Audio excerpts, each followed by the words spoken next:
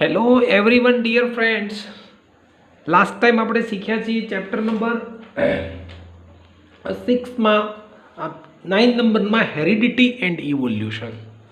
Last time આપણે શીખ્યા છીએ હેરિડિટી શું છે, મેન્ડલના કેટલાક એક્સપેરિમેન્ટ શીખ્યા આપણે, અને ઇવોલ્યુશન કેવી રીતે બને છે હ્યુમનમાં કે ઓલ કાઇન્ડ્સ ઓફ ઓર્ગેનિઝમમાં ઇવોલ્યુશન કેવી રીતે થાય છે તેની આપણે વાત કરી. આજે આપણે એક નવો ટોપિક છે જેનું નામ છે સ્પેસિએશન. બહુ સિમ્પલ મિનિંગ છે. સ્પેસિએશન એટલે સ્પેસીસ જે છે, જેટલી ઓર્ગેનિઝમમાં જેટલી સ્પેસીસ છે એ બધી જ ન્યૂ સ્પેસીસનું ડેરિવેશન, એટલે એને કહેશું સ્પેસિએશન. બહુ સિમ્પલ ડેફિનેશન છે કે ઓરિજિન ઓફ ન્યૂ સ્પેસીસ, જે નવી સ્પેસીસ બને છે ઓલ ઓર્ગેનિઝમમાં from the pre existing one due to the reproductive isolation of the part of population.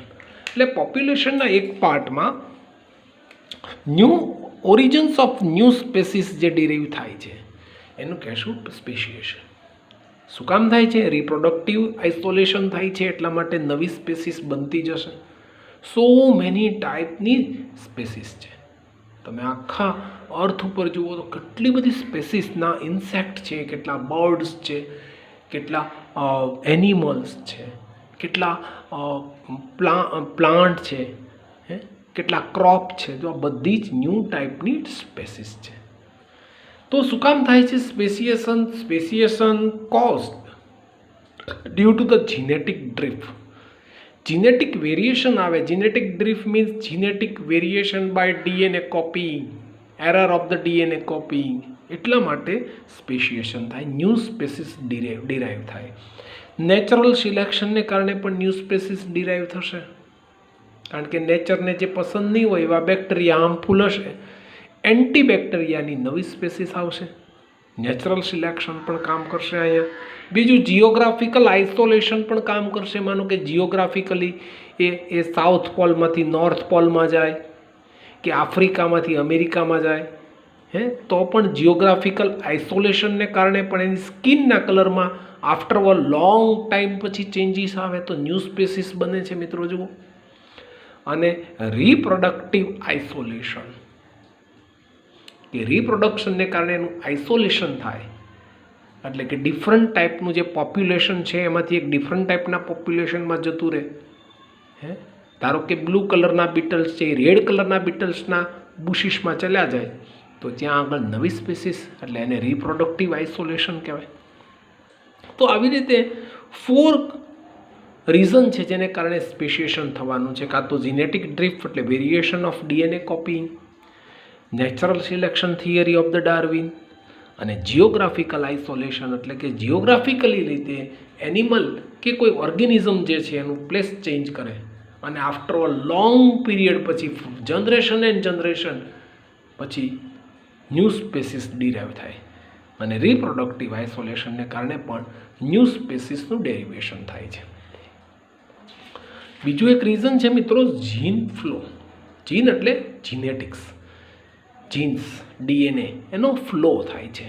કોઈ વન વેમાં ફ્લો થતો હોય અને કાં તો transfer of DNA, transfer of genes, transfer of alleles થતું હોય તો પણ આઇસોલેશન, ન્યૂ સ્પેસીસનું ડેરિવેશન થાય. ધારો કે transfer of genes all alleles between the inbreeding population of the particular species. એટલે જીનનું ટ્રાન્સફર થાય ઇનબ્રીડિંગ. ઇનબ્રીડિંગ એટલે જ્યાં બ્રીડિંગ ચેન્જ થાય. મેં હમણાં એક એક્ઝામ્પલ આપ્યું ને, કે માનું કે એક બ્લુ કલરના બીટલ્સની જે પોપ્યુલેશન છે એમાં એક રેડ કલરનું બીટલ આવી જાય, તો inbreeding population of the particular species. ત્યાં આગળ જીન્સનું ટ્રાન્સફર થાય, જીન ફ્લો બદલાય. એટલે હવે ત્યાં શું થશે મિત્રો, બ્લુ કલરના બુશિસમાં રેડ કલરનું બીટલ્સ જ્યારે એન્ટર થાય એટલે ત્યાં હવે પોપ્યુલેશનમાં જીન ફ્લો થશે. જીન ફ્લો થવાથી ત્યાં રેડ અને બ્લુનું કોમ્બિનેશનવાળું એક નવું બીટલ્સ, ન્યૂ સ્પેસીસ આવશે મિત્રો. અથવા બ્લુ કા રેડ કલરનું પણ આવી શકે. તો આને કહેવાય inbreeding population of the particular species. જ્યાં બ્રીડિંગ ચેન્જ થયું છે ત્યાં પણ રિપ્રોડક્ટિવ ઓર્ગેનિઝમ્સ કામ કરે છે, ત્યાં પણ population of the particular spaces, નવી સ્પેસીસ આવશે, ત્યાં જીન ફ્લો થાય છે. જુઓ મિત્રો, એક જીન્સ હતું રેડ કલરનું, એ ફ્લો થઈને બ્લુ કલરમાં ચાલી ગયું છે, એને કહેવાય જીન ફ્લો. એક જ એની સ્પેસિએશનના આધારે એક નવો ટોપિક બને. માનો કે એક બુશિસ જે છે એની અંદર બ્લુ કલરના બીટલ્સમાં એક રેડ કલરનું બીટલ્સ એન્ટર થાય છે. એટલે હવે જો આવી રીતે બુશિસ ચેન્જ થાય, એટલે કે પોપ્યુલેશન ચેન્જ થાય, ઇનબ્રીડિંગ, રિપ્રોડક્ટિવ ઓર્ગેનિઝમ રિપ્રોડક્શન શરૂ થાય, એટલે મિત્રો ત્યાં આગળ ન્યૂ સ્પેસીસ જે છે એનું ઓરિજિન થાય. એટલે પછી અર્થ ઉપર સો મેની ટાઈપ્સની સ્પેસીસ છે, તો હવે એનું ક્લાસિફિકેશન કરવું પડે. વ્યવસ્થિત રીતે બહુ પ્લાનિંગથી ક્લાસિફિકેશન કરવું પડે, તો જ આપણે એનું ઇવોલ્યુશન છે એ સર્ચ કરી શકીએ કે આનું કોમન એન્સેસ્ટર કોણ હશે એ ખબર પડે. એટલે એનું ક્લાસિફિકેશન બહુ ઇમ્પોર્ટન્ટ થઈ જાય મિત્રો. અને આગળ તમે 9th સ્ટાન્ડર્ડમાં પ્લાન્ટ કિંગડમ અને એનિમલ કિંગડમ જે ક્લાસિફિકેશન જ શીખીને આવ્યા છો, વિટેકરનું ક્લાસિફિકેશન, લિનિયસ લિનિયસનું ક્લાસિફિકેશન. તો જુઓ ને એમાં કેટલા બધા ફ્લાયમ પડે, ક્લાસ પડે છે. તો એવી રીતે ક્લાસિફિકેશન પણ અહીંયા કરવું છે, જેને કારણે આપણે આખા ઓર્ગેનિઝમને ખ્યાલ આવે કે આના કોમન એન્સેસ્ટર કેમ છે, અથવા એનું ઇવોલ્યુશન જે છે સ્ટેપ બાય સ્ટેપ કેવી રીતે થયું છે.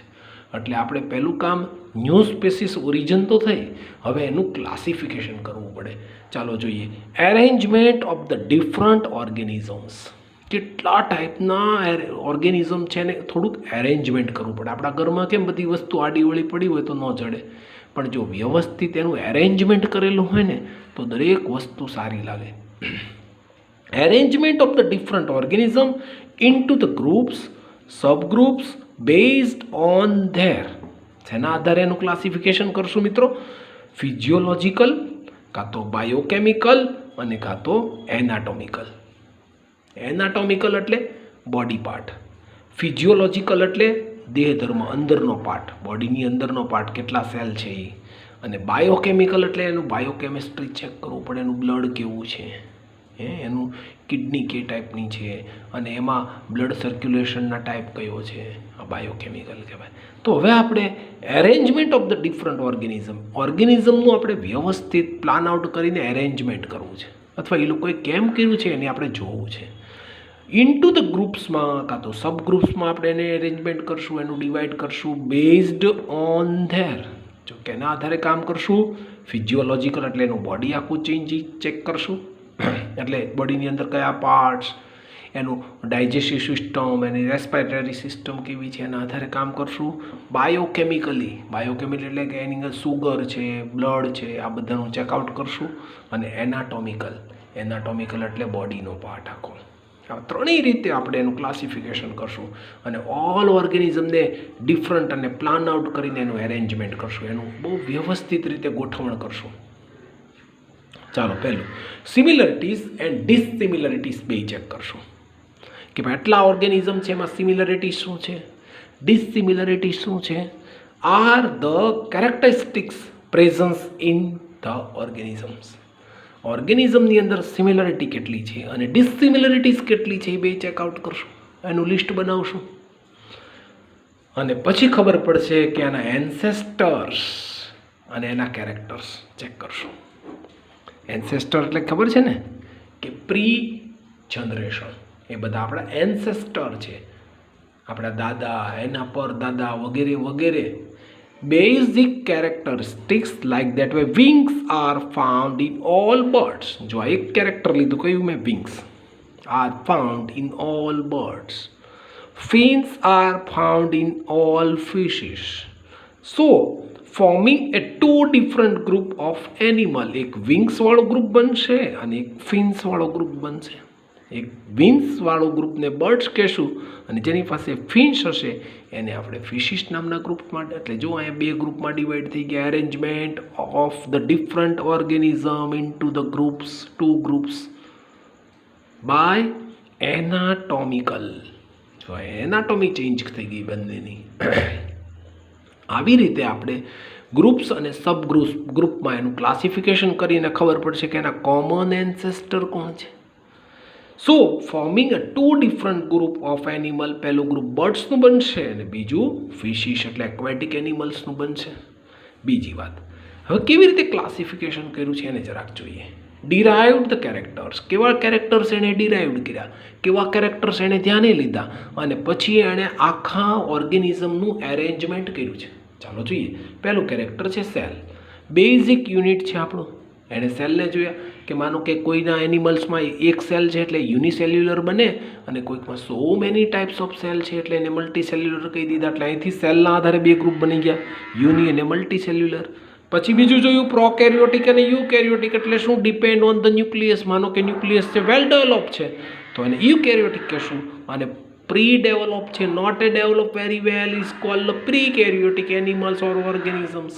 જો અહીંયા બંને કેરેક્ટર જે છે એ ડિરાઈવ થશે. Derived characteristics like depends on nucleus.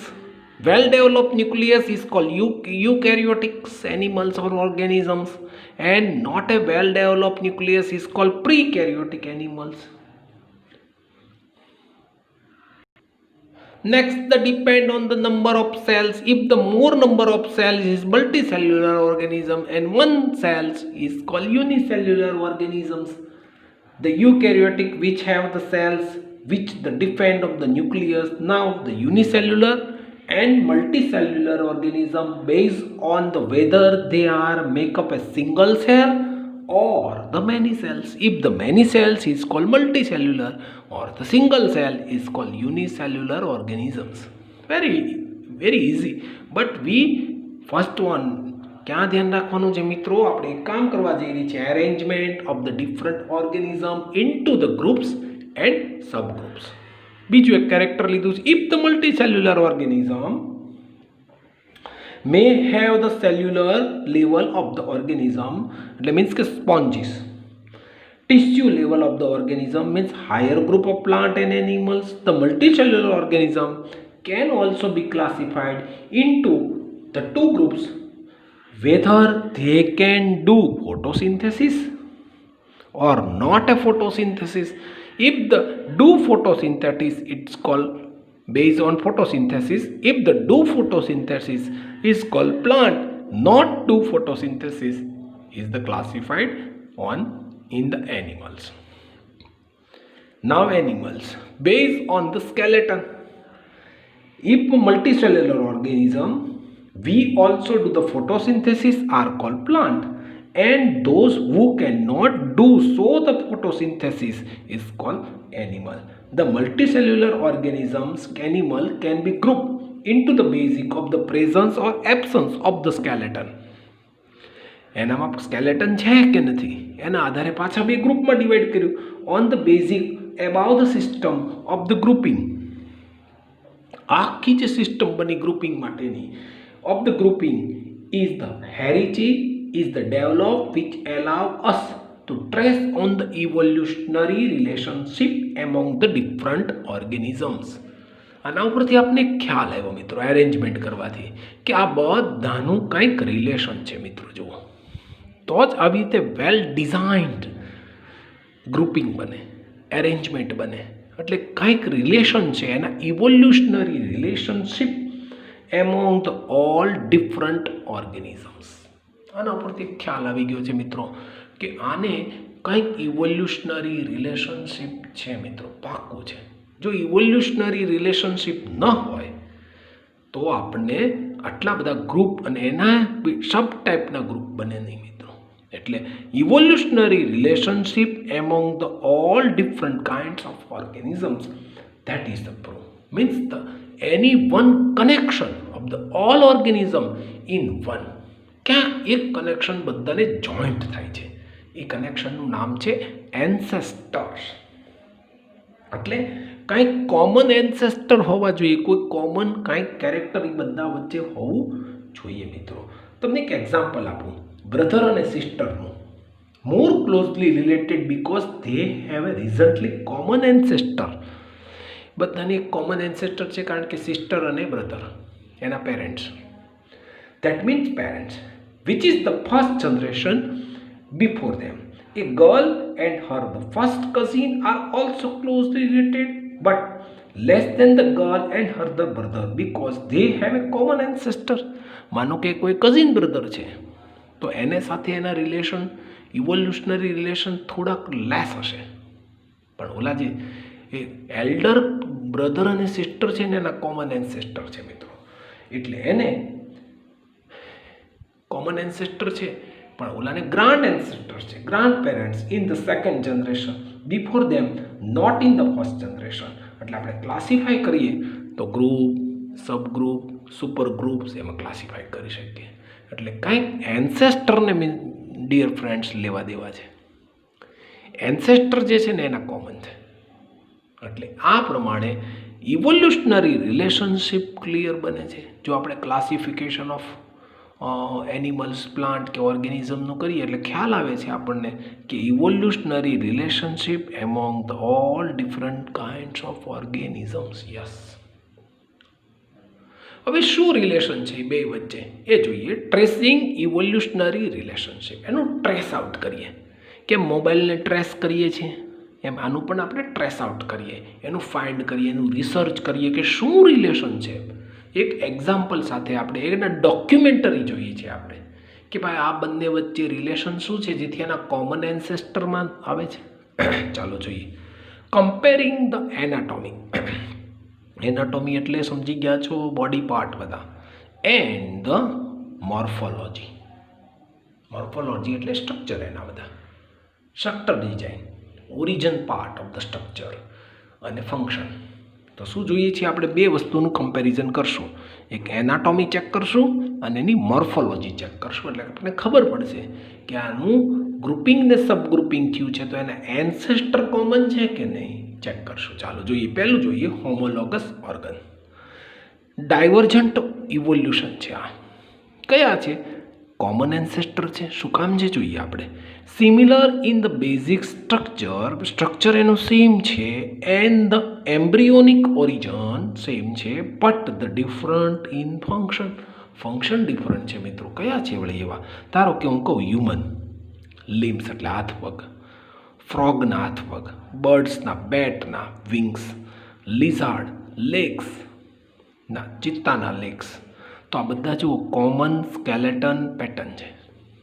આ બધાની પેટર્ન જુઓ ને મિત્રો, તમે 11th-12thમાં સ્ટડી કરશો કે એનું કાર્પિયા ને બધા એના કોમન સ્કેલેટન છે, સ્ટ્રક્ચર કોમન છે મિત્રો, સેમ સ્ટ્રક્ચર છે.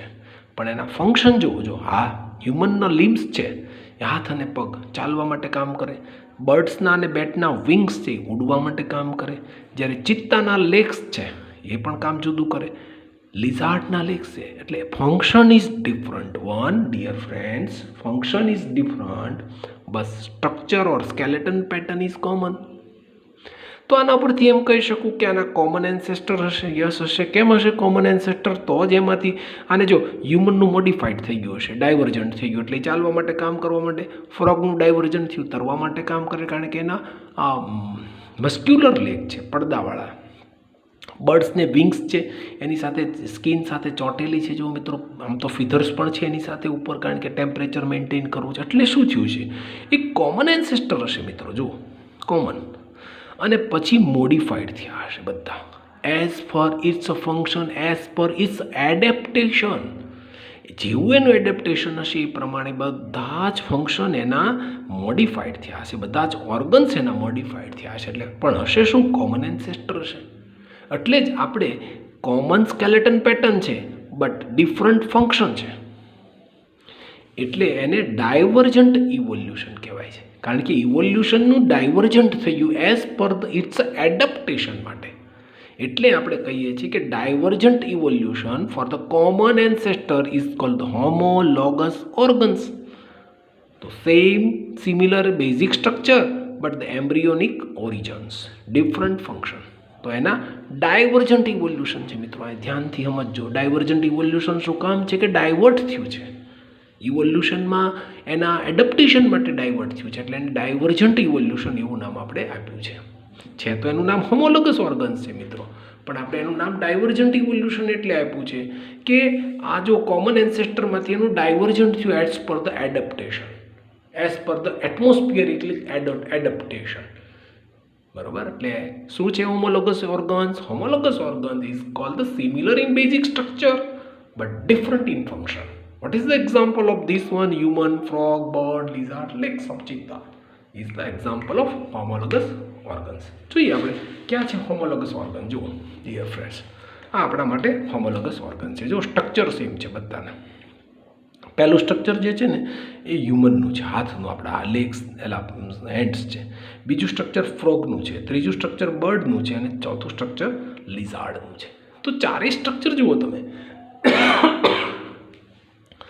તો ચારેય સ્ટ્રક્ચર સેમ છે. એટલે એના ઓરિજિન સેમ હશે, એટલે એના કોમન એન્સેસ્ટર હશે. પણ શું થયું હશે ડિયર ફ્રેન્ડ્સ? અહીંયા મોડિફાઈડ થયું છે, મોડિફિકેશન થયું હશે. મોડિફિકેશન થયું છે ને એટલા માટે એને ડિફરન્ટ સ્પેસીસ, ડિફરન્ટ મોડિફિકેશનમાં થવાથી એને કોમન એન્સેસ્ટરમાંથી એઝ પર ધ એડેપ્ટેશન કરવા માટે એનું ડાયવર્જન્ટ થયું છે. એટલે એને ડાયવર્જન્ટ ઇવોલ્યુશન પણ કહેવાય છે અને હોમોલોગસ ઓર્ગન પણ કહેવાય છે. Same in a structure but different in a function. Okay dear friends, understood? Now second one, analogous organ. It is called convergent evolution. જો ઓલો પણ ડાયવર્જન્ટ ઇવોલ્યુશન હતું, અહીંયા કન્વર્જન્ટ ઇવોલ્યુશન છે. ડિફરન્ટ ઇન એન્સેસ્ટર્સ, એના એન્સેસ્ટર ડિફરન્ટ છે. Yes, ઓલામાં common એન્સેસ્ટર હતા, અહીંયા ડિફરન્ટ એન્સેસ્ટર છે. એક્ઝામ્પલ તરીકે વિંગ્સ ઓફ બટરફ્લાય અને વિંગ્સ ઓફ બર્ડ્સ બેના ફંક્શન સેમ છે. ઉડવા માટે કામ કરે, ફ્લાય માટે કામ કરે છે. Common function but different structure. Common function but different function. See it there, it's called different ancestor. આ બધા બેના એન્સેસ્ટર ડિફરન્ટ છે. જો આ એક જુદામાંથી બર્ડ્સમાંથી આવે છે મિત્રો, જ્યારે બેટ જે છે ને વિંગ્સ ઓફ બર્ડ્સ આ બટમાં પેલા બર્ડ્સમાંથી આવે, જ્યારે આ ઇન્સેક્ટ છે જો બટરફ્લાય એ બર્ડ્સ નથી મિત્રો. તો જો આના એન્સેસ્ટર ડિફરન્ટ છે, આનું એન્સેસ્ટર A1 હોય તો આનું એન્સેસ્ટર A2 છે મિત્રો. કોમન નથી, ડિફરન્ટ એન્સેસ્ટર છે પણ ફંક્શન સેમ છે. એટલે આને કન્વર્જન્ટ ઇવોલ્યુશન કહેશું, જ્યારે હોમોલોગસને આપણે ડાયવર્જન્ટ ઇવોલ્યુશન કહેશું, કારણ કે એના કોમન એન્સેસ્ટર છે. કોમન એન્સેસ્ટરમાંથી ડાયવર્ટ થયું છે, તો અહીંયા કન્વર્ટ થયું છે મિત્રો. કોમન એન્સેસ્ટર નથી, ડિફરન્ટ એન્સેસ્ટર છે પણ different structure, same function but the quite different in the basic structure or embryonic origins. આ એનું મેઇન ડેફિનેશન છે of the analogous organs. Means wings of bat is the skin folded છે, wings of birds is the feather covering arm છે. જો structure different છે મિત્રો, પણ બંને ઉડવા માટે જ કામ કરે છે. But closely to the lizards and squirrel, કારણ કે લિઝાર્ડ અને સ્ક્વેરલ જે છે એ બંનેના તમે લિમ્સ ચેક કરો તો એની નજીક છે. એટલે એમ કહી શકું કે આના ડિફરન્ટ એન્સેસ્ટર છે, પરંતુ બધા એન્સેસ્ટર જે છે એના મોડિફાઈડ થયેલા છે, કન્વર્જ થયેલા છે, એટલે એને કન્વર્જન્ટ ઇવોલ્યુશન પણ કહેશું. The organs which look like a perform a same function but the quite different basic structure is called the analogous organ. For example wings of bat અને વિંગ્સ ઓફ બર્ડ્સ ને organs ત્યાં બધામાં તમે check out કરો તો wings are completely different. they look similar because they have a common function. આ બધા એટલા માટે આપણે સરખા દેખાય છે કારણ કે એના ફંક્શન સેમ છે મિત્રો. So the birds and bats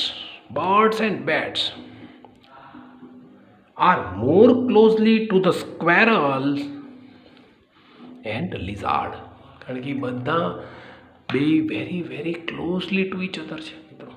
એટલે આ ધ્યાન રાખવાનું છે. અને ડિફરન્ટ એન્સેસ્ટર છે, ડિફરન્સ એન્સેસ્ટર છે પણ કોમન ફંક્શનમાં છે, એટલે આને એનાલોગસ ઓર્ગન કહીશું. એટલે આ પણ આપણા માટે એક ડોક્યુમેન્ટરી છે કે evolutionary are relationship to each other. કંઈક કોકને રિલેશનશિપ છે ઇવોલ્યુશનમાં કંઈક રિલેશનશિપ છે, એટલા માટે અહીંયા બે ડોક્યુમેન્ટ મૂક્યા. હજી એક ત્રીજું ડોક્યુમેન્ટ આપીએ આપણે, ફોસાઇલ. આ એક ત્રીજું ડોક્યુમેન્ટ છે આપણા માટે. ફરીથી આપણે સ્ટડી શું કરીએ છીએ મિત્રો, ધ્યાનથી સમજો કે આપણું કામ છે ટ્રેસિંગ ઓફ ધ ઇવોલ્યુશનરી રિલેશનશિપનું ટ્રેસિંગ કરીએ છીએ. ક્યાં ઇવોલ્યુશન થાય છે, કોણ કોમન એન્સેસ્ટર છે એનું ચેકઆઉટ કરીએ છીએ, એનું ટ્રેસિંગ કરીએ છીએ મિત્રો. એટલે ત્રીજું ડોક્યુમેન્ટ આપણી પાસે છે ફોસાઇલ. ચાલો ચેક કરીએ ફોસલ્સ. વેન ધ ઓર્ગેનિઝમ ડાય, માનો કે એક ઓર્ગેનિઝમ ડાય થઈ ગયું, એનો જે બોડી પાર્ટ છે એ ડિકમ્પોઝ ઓર લોસ્ટ થઈ ગયો, કમ્પ્લીટલી થઈ ગયું, કાં તો શોર્ટ આઉટ થયો તો થોડો થયો.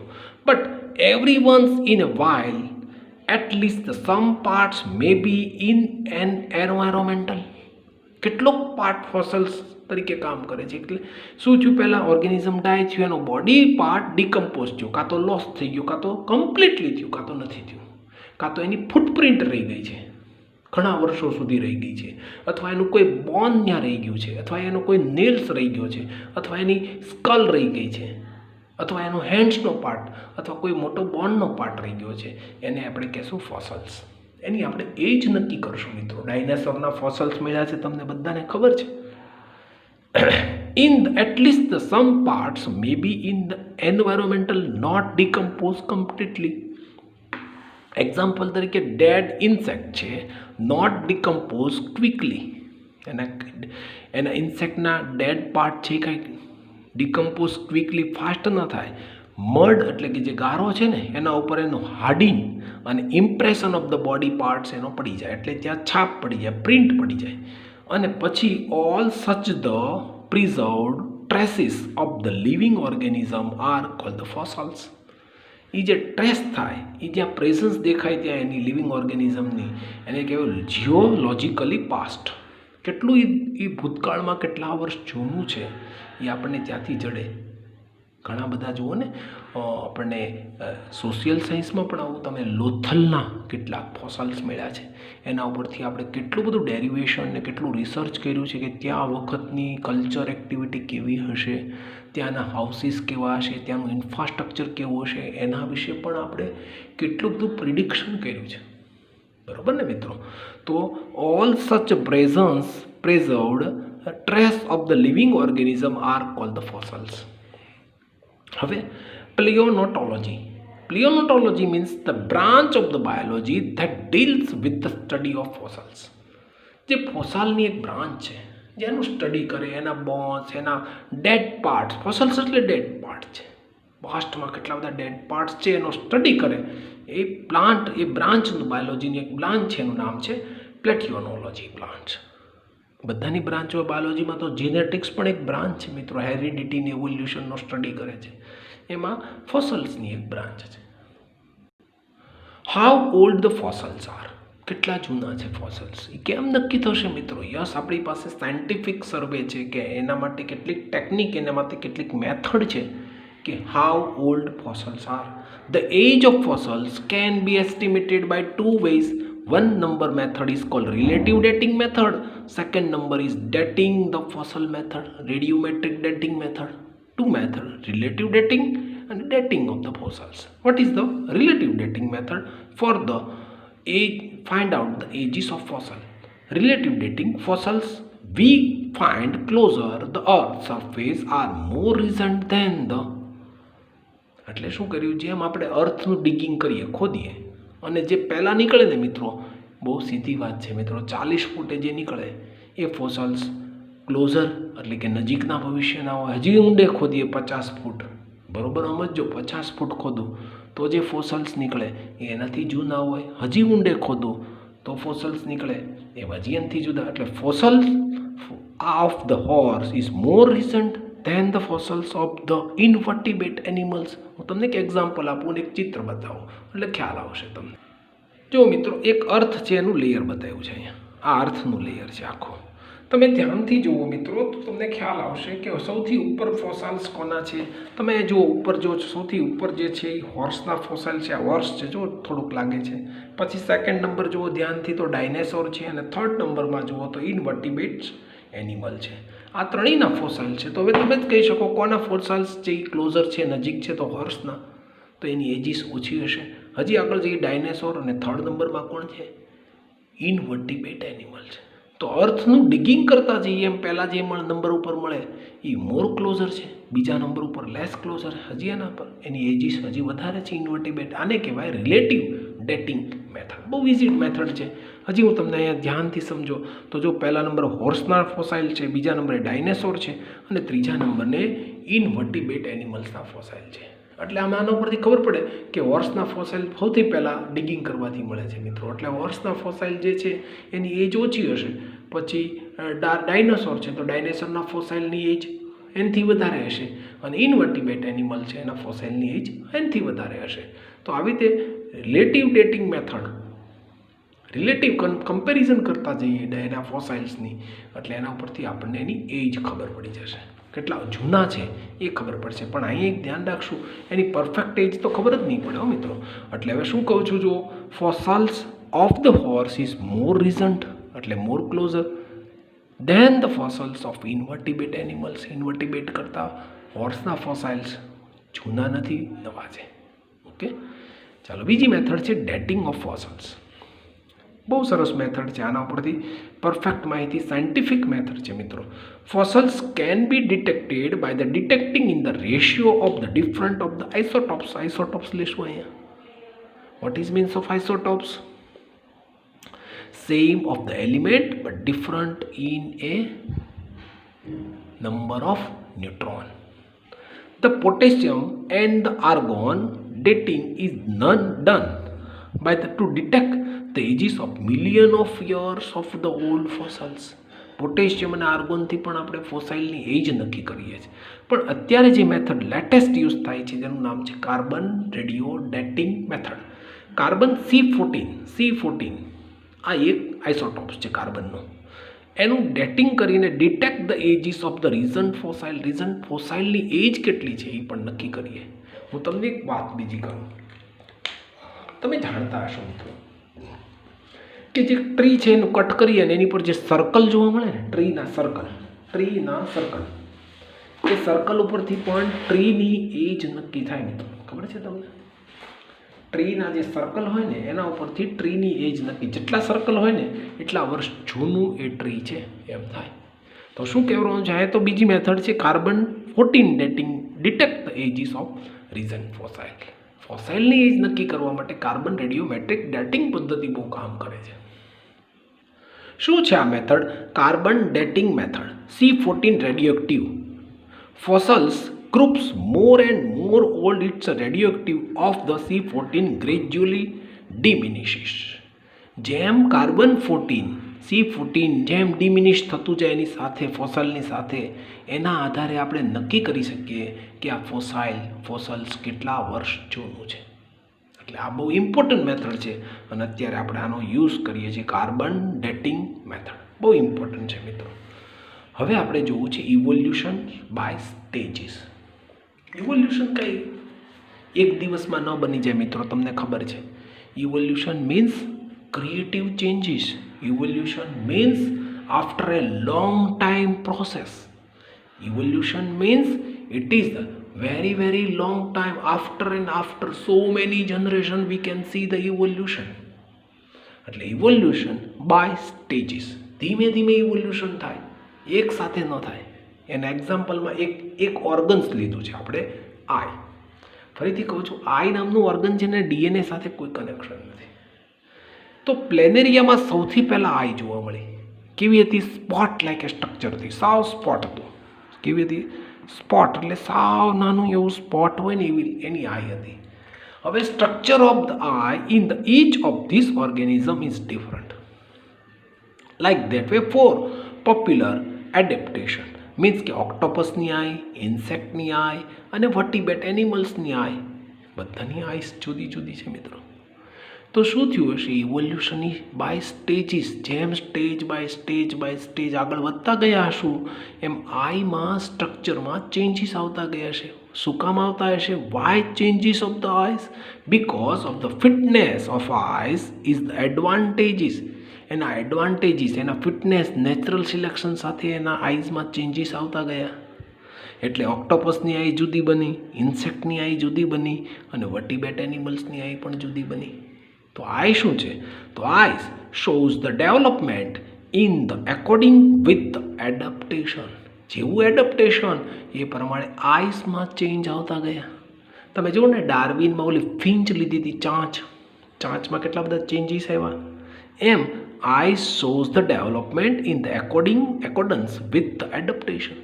એના એડપ્ટેશન પ્રમાણે આઈસમાં ચેન્જ આવતા ગયા. તો આઈસ પણ શું છે? Evolution by stage, 1 stage, 2nd stage, 3rd stage, 4th stage, એમાં આઈસમાં થોડું ઇવોલ્યુશન આવતું ગયું છે. બીજું એક્ઝામ્પલ લઈએ છીએ ઇવોલ્યુશન બાય સ્ટેજીસ માટે. બીજું example evolution by stages, evolution by feathers. ફીધર્સમાં કેવું, પીછામાં કેવું ઇવોલ્યુશન થયું? The feathers of the birds also evolved in the gradually stages. ધીમે ધીમે ધીમે gradually changes, evolution by stages. After some stage એમાં ફીધર્સમાં ચેન્જ આવ્યા. એક એક્ઝામ્પલ બહુ સરસ મજાનું છે, dinosaur. First feathers not in birds, reptile છે, ખબર છે ને, ડાયનેસોર. આ એક રેપ્ટાઇલ છે મિત્રો, બર્ડ્સ નથી પણ તો એનામાં ફીધર્સ છે. First feathers not in bird, બર્ડ્સમાં ભલે ફીધર્સ હોય પણ એક બર્ડ્સ નથી તોય એની પાસે ફીધર્સ છે. જુઓ શું કામ છે એ ફીધર્સ બર્ડ્સ પાસે. પછી એમાંથી થોડું ઇવોલ્યુશન બાય સ્ટેજ થયા એટલે બર્ડ્સ બન્યા, બર્ડ્સમાં ફીધર્સ આવ્યા. ફોર ધ ફ્લાઇટ, ઉડવા માટે આવ્યા. જ્યારે આની માટે આની પાસે ફીધર્સ હતા, શું કામ હતા? આ તો રેપ્ટાઇલ છે, નોટ એ બર્ડ, રેપ્ટાઇલ ગ્રુપમાં આવે છે. તો આની પાસે કેમ ફીધર્સ હતા? એની પાસે feather to protection of its body part, એના બોડી પાર્ટનું પ્રોટેક્શન પર કરવા માટે against the environmental, coldest environmental, જે કુલ એન્વાયરમેન્ટ છે, બહુ ચીપ કુલ્ડ છે ત્યાં આગળ એને ઠંડીથી રક્ષણ મેળવવા માટે ડાયનેસોર પાસે ફીધર્સ હતા. ઉડવા માટે નહોતા મિત્રો. જુઓ બર્ડ્સ પાસે ઉડવા માટે ફીધર્સ આવી ગયા. તો જો ઇવોલ્યુશનરી બાય સ્ટેજીસ, સ્ટેજીસ પછી ઇવોલ્યુશન થયું ફીધર્સમાં પણ. જુઓ the feathers of the dinosaur not for the flying, it's help the longer jump, અને ગ્લાઇન્ડિંગ કરવા માટે હતા. પછી કન્વર્ઝન થયું ફીધર્સનું of the four limbs, of the વિંગ્સમાં કન્વર્ઝન થયું, અને પછી બર્ડ્સમાં આવ્યા અને ફ્લાય કરવા માંડ્યા. એટલે જો ફીધર્સમાં પણ ઇવોલ્યુશન થયું છે મિત્રો. બર્ડ્સ આર વેરી ક્લોઝલી, એટલે કહી શકું birds are very closely to the reptiles, કારણ કે બંને પાસે ફીધર્સ છે, બર્ડ્સ પાસે છે અને રેપ્ટાઇલ પાસે છે. Since the dinosaur were the reptiles, પણ એ તો રેપ્ટાઇલ્સ છે, એ રેપ્ટાઇલ ગ્રુપમાં છે અને બર્ડ્સ ગ્રુપની ફીધર્સ છે. એટલે એમ કહી શકું કે બર્ડ્સ અને રેપ્ટાઇલ ગ્રુપ આ બંને વચ્ચે કંઈક કનેક્શન છે, બંનેના કોમન એન્સેસ્ટર હશે મિત્રો, એમ કહેવા માગું છું તમને. એટલે એમ કહું છું કે ફીધર્સ એક તો આ ઓર્ગન્સ છે મિત્રો, એક આઈ અને ફીધર્સ, બે એક્ઝામ્પલ છે. હજી તમે ઘણા એક્ઝામ્પલ લઈ શકો મિત્રો, કોઈ પણ ઓર્ગન્સનું એક્ઝામ્પલ લઈને આગળ કામ કરી શકો અને સિમિલિટીઝ ને ડિસસિમિલિટીઝ બેની ચેકઆઉટ કરી શકો મિત્રો. અને એના પરથી આપણને ખબર પડશે કે આ બંનેના ઓર્ગન્સ સેમ છે, એટલે કે આના કોમન એન્સેસ્ટર હશે. કહેવાનો મારો અર્થ એવો છે કે ઇવોલ્યુશન થાય છે બાય સ્ટેજીસ થાય છે, નોટ એ એક્સિડન્ટલી મિત્રો, યાદ રાખજો. Okay, how far the back evolutionary relationship go. આપણે ઘણા વર્ષો પહેલાં જઈએ, ચાલો પાછળ બેક વયા જઈએ, અને ત્યારે આ કાંઈ આવું ઇવોલ્યુશન થયું હશે આર્ટિફિશિયલી કે નેચરલી? ચાલો ચેકઆઉટ કરીએ. Evolution of the wild cabbage, example લીધું છે વાઇલ્ડ કેબીજનું, ઓવર ધ 2000 યર્સ એગો. ઓહો, 2000 વર્ષ પહેલાંનું એક એક્ઝામ્પલ લીધું છે, એટલે જ કીધું છે બેક જવાનું છે. હાઉ ફાર બેક, એટલે ઇવોલ્યુશન ઓફ ધ વાઇલ્ડ કેબીજ. આપણે જે ઘરે કોબી ખાઈએ છીએ ને, એમાં કેવું ઇવોલ્યુશન થયું એક એક્ઝામ્પલ છે મિત્રો. આ તો તમે કેટલા બધા એક્ઝામ્પલ ગમે તે પ્લાન્ટ અને એનિમલ્સનું લઈ શકો છો. ચાલો લઈએ. Artificially selection of the evolution કેવી રીતે થાય છે? એક વાઇલ્ડ કેબીજ છે મિત્રો. શું છે? વાઇલ્ડ કેબીજ, જંગલી કોબી. એમાંથી શું થયું? હવે કોઈકના ફાર્મર એની ઈચ્છા એવી થઈ કે ભાઈ વાઇલ્ડ કોબીજ છે, મારે આ વાઇલ્ડ કોબીજ મારે આવી રીતે જ બનાવી, મારા ફાર્મમાં મારે વાઇલ્ડ કોબીજ જુદા પ્રકારની બનાવી. એટલે શું કર્યું ખબર છે? ડેવલપમેન્ટ ડિફરન્ટ વેરાયટીઝની વાઇલ્ડ કોબીજ બની. એટલે wild cabbage are the artificially selection some of the wild cabbage are. હવે કેવી બનાવે છે જોજો. Some farmers have wanted to select a very short distance between the leaves. માનો કે એને શોર્ટ ડિસ્ટન્સ લીવ્સમાં રાખવું છે, એવી મારે ફાર્મર એમ કહે છે કે મારે some farmers have wanted to select very short distance between the leaves વચ્ચેમાં, તો કે મારે શોર્ટ ડિસ્ટન્સ રાખવું છે. તો એણે કેવી વાઇલ્ડ કેબીજમાંથી આર્ટિફિશિયલી સિલેક્શન કરી અને નવી કોબીજ બનાવી, જેનું નામ આપ્યું કેબેજ. જો શું કર્યું એણે? લીવ્સમાં શોર્ટ ડિસ્ટન્સ રાખી દીધું બસ, એટલે એનું નામ પડ્યું કેબીજ. બન્યું છે શેમાંથી મિત્રો? યાદ રાખજો, વાઇલ્ડ કેબીજમાંથી જ બન્યું છે. હવે માનો કે બીજી એક example, some farmers select the immature green flowers and develop the broccoli. Immature the green flowers, ઉપરના ગ્રીન ફ્લાવર છે એને મેચ્યોર નથી થવા દેવા, તો એણે વાઇલ્ડ કોબીજમાંથી જે બનાવ્યું એનું નામ બ્રોકોલી પડ્યું. જો ફાર્મર્સ ઉપર એટલે જ કીધું છે, જો ઉપર નામ જ મેં મૂક્યું છે આર્ટિફિશિયલી સિલેક્શન છે. વાઇલ્ડ કોબીજમાંથી જેને ફાર્મરને જેવું ઇન્ટરેસ્ટ છે એ પ્રમાણે કોબીજ બનાવે છે, પણ મૂળ ઓરિજિન શું છે એનું? વાઇલ્ડ કેબીજ છે. ચાલો બીજું, some farmers selected the sterile flowers, એટલે એનું નામ પડ્યું કોલીફ્લાવર, આપણે જે ઘરે ખાઈએ છીએ કોબી ફ્લાવર. પછી વાઇલ્ડ કેબીજમાંથી રેડ કેબેજ બન્યું અને વાઇલ્ડ કેબીજમાંથી કોલહરબી બન્યું. સ્વોલન પાર્ટ્સ એના સ્વોલન કરી દીધા, ઉડાડી દીધા. એમાંથી પાછું કેલે નામનું એક લાર્જ લીવ્સનું એક કેલે નામનું પ્લાન્ટ પણ બન્યું. તો આવી રીતે વાઇલ્ડ કેબીજ જે છે ને એમાંથી ફાર્મર્સ જેવું ઇન્ટરેસ્ટ હતા ને એ પ્રમાણે કેબીજ બન્યા જુઓ. આ શું છે? Artificially selection of the evolution છે. એટલે all this varieties of the wild cabbage are means the common ancestor is called wild cabbage. Wild cabbage એનું કોમન એન્સેસ્ટર છે, ગમે તે લ્યો તોય. અને આપણી બુકમાં પણ એની સરસ મજાની ફિગર આપી છે કે કેબેજમાંથી કેવી રીતે જુદા જુદા ટાઈપની બનાવ્યું છે. જુઓ, તમે ધ્યાનથી જુઓ, છે origin wild cabbage. Wild કેબીજમાંથી Cayley બનાવ્યું છે, રેડ કેબેજ બનાવ્યું છે, કેબેજ બનાવ્યું, બ્રોકોલી બનાવ્યું, કોલીફ્લાવર બનાવ્યું ને કલરબી બનાવ્યું. છે ઓરિજિન એનું વાઇલ્ડ કેબીજ. જુઓ મિત્રો, કાંઈ ચેન્જીસ નથી. હવે જો લાસ્ટ ટોપિક જોઈએ, હ્યુમન ઇવોલ્યુશન. આપણે તો આપણું પોતાનું ઇવોલ્યુશન કેમ થયું છે એ જોવું પડશે ને મિત્રો. ચાલો જોઈએ human evolution. In the human beings, there is a great difference in forms of features across the planet. Oh, great difference है मित्रों. For the long time we used to consider these human forms as the human races. આપણે હ્યુમનની races check કરીએ. સૌથી પહેલો હ્યુમનની footprint ક્યાંથી મળે છે મિત્રો એ ચેક કરીએ. ચાલો, over the belief was the base on the skin colour. આપણે સ્કિન કલરના આધારે આપણે ચેક કરીએ. That means the yellow, black, white, brown etcetera. તમને ખબર છે આપણી બધાની સ્કિન કલર યલો છે, કોઈકની બ્રાઉન છે, બ્લેક છે, વ્હાઇટ છે વગેરે. Over the recent year the evidences become very clear. They have a no biological basics in the notions of the human races. All the humans are the single spaces. બધા single spaces છે. બધાનું નામ પડશું હોમો sapiens. બધાને ખબર છે આપણા હ્યુમનનું નામ શું છે મિત્રો? Homo sapiens. હોમો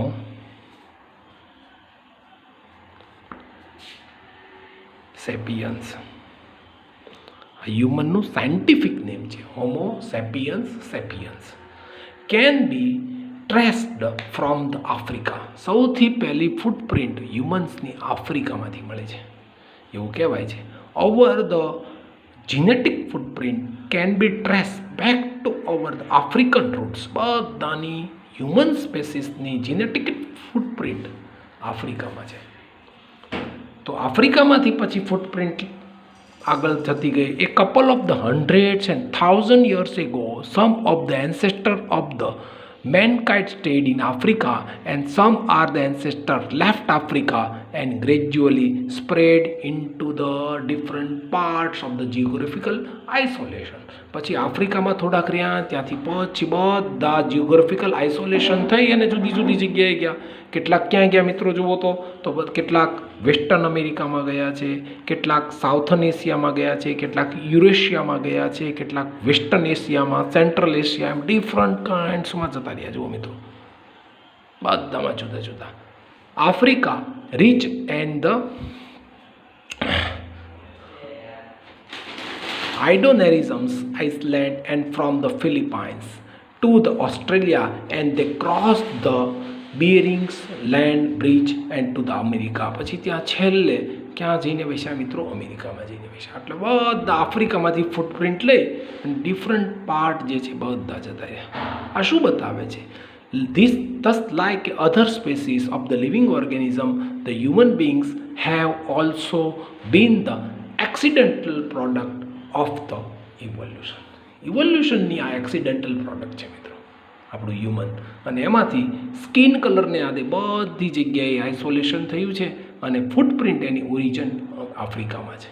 આફ્રિકામાંથી પછી એની હોર્સ ટ્રેસીસ થઈ અને એના રેસીસ પ્રમાણે, હ્યુમન રેસીસ પ્રમાણે different part, different country, different geographical આઇસોલેશનને કારણે બધી જગ્યાએ એનું ડિસ્ટ્રીબ્યુશન થયું છે. તો આવી રીતે હ્યુમનનું પણ ટ્રાવેલિંગ થયું છે. For the sec of the travelling they went the forward and the backward with the groups, sometimes the separating from the each other, sometimes the coming back to each other, mixed with each other, even the moving in out of Africa. જો એવું નથી બન્યું મિત્રો, બધા જ જતા રહ્યા. કેટલાક પાછા આફ્રિકામાં રોકાય છે, ત્યાંથી પાછા અહીંથી અહીંયા જઈને અહીંયા રોકાઈને પાછા આવે છે. જો એવું નથી મિત્રો, બધાના રિલેશન છે. જો યુરોશિયા, ઈસ્ટર્ન એશિયામાંથી પાછું સેન્ટ્રલ એશિયામાં આવે, પણ સેન્ટ્રલ એશિયામાં પાછા ત્યાં પીડ્યા રહે, ઘણા ત્યાં રહે, પાછા બેકી જાય સેન્ટ્રલ એશિયામાં, પાછું સેન્ટ્રલ એશિયામાંથી પાછું સાઉથ એશિયામાં, પાછા સાઉથ એશિયામાંથી સેન્ટ્રલ એશિયામાં પણ જાય, પાછું સાઉથ એશિયામાંથી વેસ્ટર્ન એશિયા, વેસ્ટર્ન એશિયામાંથી પાછા સાઉથ એશિયામાં પણ આવે. એટલે એકલા ફૂટપ્રિન્ટ ટ્રાવેલિંગમાં નથી મિત્રો, યાદ રાખજો. They were not only travelling for the sake of the traveling, they went forward and backward also with the grouping, sometimes the separating from each other and sometimes coming back also. Understood?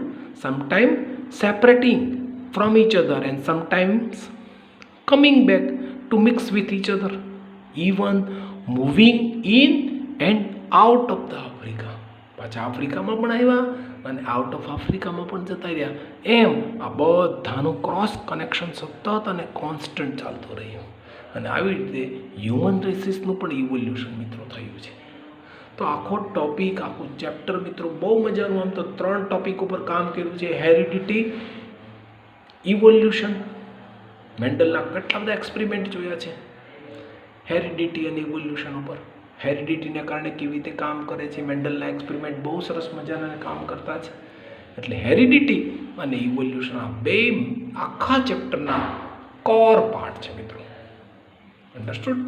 તો આખું chapter અહીંયા બહુ મજાનું છે. Evolution કેમ થાય છે, differentiate કેમ થાય છે, સ્પેસિએશન કેમ થાય છે, ક્લાસિફિકેશન કેમ થાય છે, અને આખા ચેપ્ટરમાં આપણે ઇવોલ્યુશનરી પાર્ટ, હેરિડિટીનો પાર્ટ બધું ચેકઆઉટ કર્યું, અને બધાને કંઈક એક્ઝામ્પલ જોયા. બીટલ્સનું પણ એક્ઝામ્પલ જોયું, સેક્સ ડિટર્મિનેશન, હ્યુમન બિંગ પણ ચેકઆઉટ કર્યું. તો આપણી એક્ઝામ પોઈન્ટ ઓફ વ્યૂથી મોસ્ટ ઇમ્પોર્ટન્ટ ચેપ્ટર છે. 5 થી 6 માર્કનું ચેપ્ટર છે. આમાં 3 માર્ક્સનું એક ક્વેશ્ચન પૂછાય છે મિત્રો. એટલે બહુ મજાનું ચેપ્ટર છે. રિવાઇઝ કરજો, એક્સરસાઇઝનું રિવિઝન કરજો. મેક મટીરિયલ્સ બહુ સરસ મજાનું આપ્યું છે, જેમાં ઇન્ટેક્સ છે, એનસીઆરટી ઇન્ટેક્સ, એનસીઆરટી એક્સરસાઇઝ અને એનસીઆરટી એક્ઝામ્પલર, આ ત્રણેયનું કોમ્બિનેશન કરીને એક મટીરિયલ તમને આપ્યું છે. તો દરેક ચેપ્ટરનું રિવિઝન ઇમ્પોર્ટન્ટ છે મિત્રો. દરેક ચેપ્ટરમાં આ ત્રણેયના કોમ્બિનેશનનું મટીરિયલમાંથી એકવાર રિવાઇઝ કરજો. How to write the answer and what is the length of the answer. Okay dear friends, good bye. અને હવે પછી આપણે કેમેસ્ટ્રીનો એક 4 નંબરનો ચેપ્ટર પીરિયોડિક ટેબલ સ્ટાર્ટ કરવાનો છે. Okay dear friends, have a nice day. Thank you very much.